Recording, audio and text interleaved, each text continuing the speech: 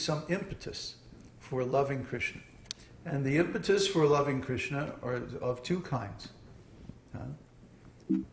That Kṛṣṇa himself has all these wonderful qualities, and that also Kṛṣṇa's devotees, they reflect these qualities in themselves. Maybe not to the same extent of Kṛṣṇa, but at least the qualities of the devotees are far superior to the qualities of ordinary materialistic people.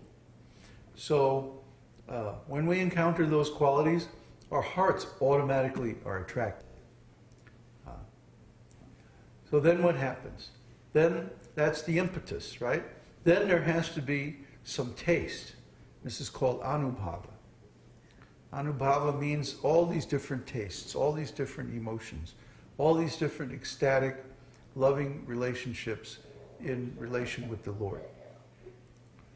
So these things, these tastes, they give us the encouragement or the inspiration to go deeper into this relationship.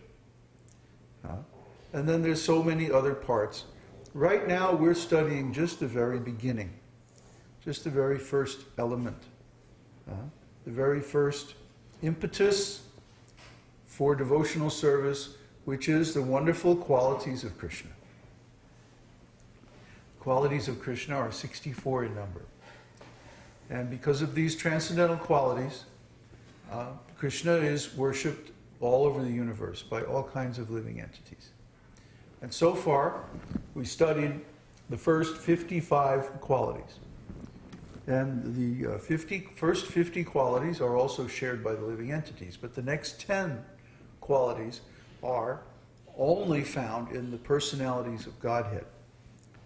Because Kṛṣṇa expands himself into many forms, many personalities of Godhead for different purposes. So these next 10 qualities are found in all the all the personalities of Godhead. But then there's 4 more. And those 4 qualities are found only in Kṛṣṇa. And I guess we'll get to them tomorrow. Today we're going to try to finish the qualities, those 10 qualities that belong to all the personalities of Godhead. Let's see. We're reading from the 22nd chapter of Nectar of Devotion by Srila Rupa Goswami, as translated by Srila Prabhupada. Number 55. Possessing all mystic perfections. There are many standards of perfection. The highest material perfections obtained by perfect yogis are listed as 8. To become the smallest of the small, the greatest of the great, etc.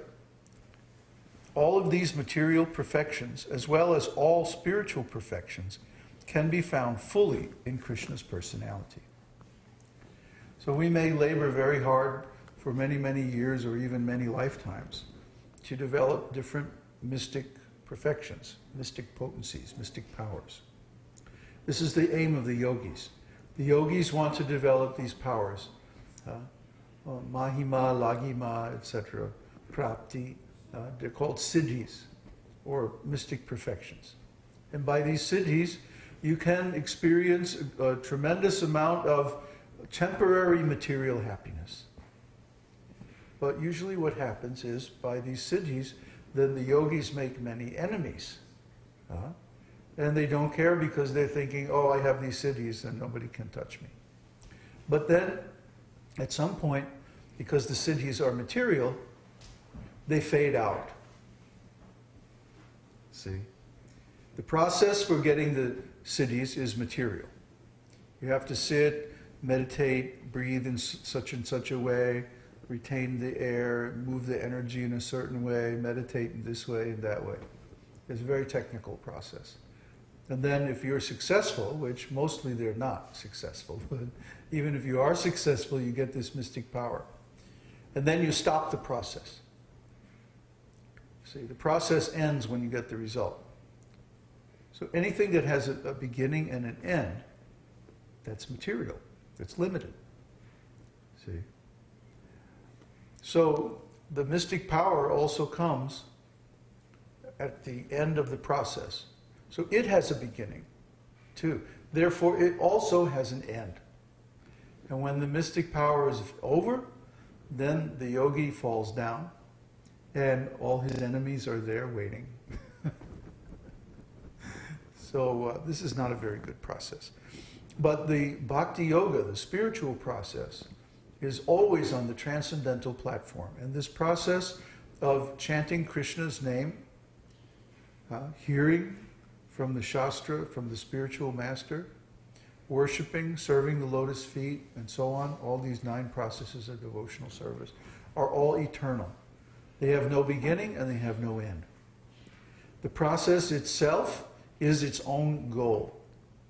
There's no difference between the means and the end, between the process and the goal. Just like now, we're chanting Krishna's name. We're dancing to Krishna's kirtan. We're hearing about Krishna from scriptures and so on like that. Worshipping Krishna in many different ways. So what are we going to be doing in the spiritual world? The same thing. Chanting Krishna's name, dancing with Krishna. And serving Krishna in so many different ways. So this process is itself eternal. It never ends. It's not like we'll give up this process and then take the result of the process. No, the process is the result. That means it's transcendental. See, that's the difference between yoga, jnana, and bhakti. In yoga, jnana, what to speak of karma? The process and the result are 2 different things. And when you finish the process, you stop it, you get the result. You see? So both the process and the result are finite. They have a beginning and an end. But in bhakti yoga, neither the process nor the result has any beginning or end in time. In service relationship with Krishna, eternally in the past, and we will be again eternally in the future. It's this material existence, this conditioning, this false identity which is temporary. So we're here to help people remove this false existence and get back to their real existence, their real identity, their real eternal activities. That's the object of devotional service. But these activities actually have no beginning and no end. That's the difference. So, number 56 is Krishna's inconceivable potencies. Krishna is present everywhere, not only within the universe, not only within the hearts of all living entities, but also within every atom. In the prayers of Queen Kunti, we find mention of this inconceivable potency of Krishna. While Krishna was talking with Kunti, he simultaneously entered the womb of Uttara, who was in danger due to the atomic weapon of Ashvatthama.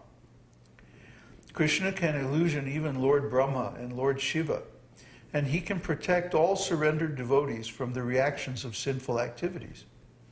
These are some of the examples of his inconceivable potencies. You know the story? We already talked about the story of how Krishna illusioned Lord Brahma. When Lord Brahma stole the calves and cowherd boys, like that.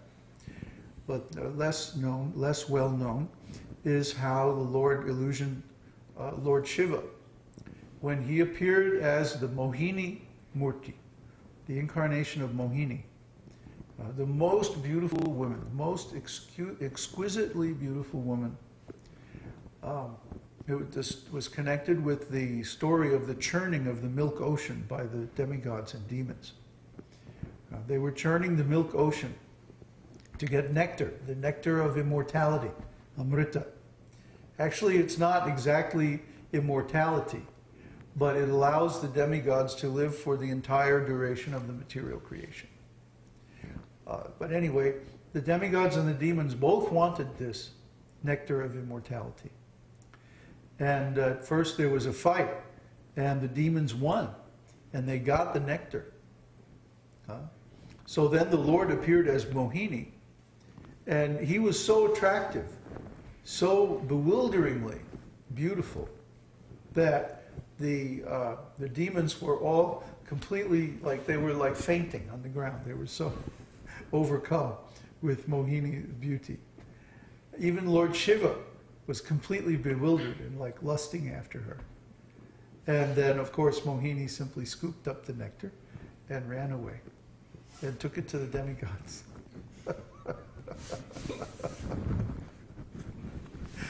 So like that.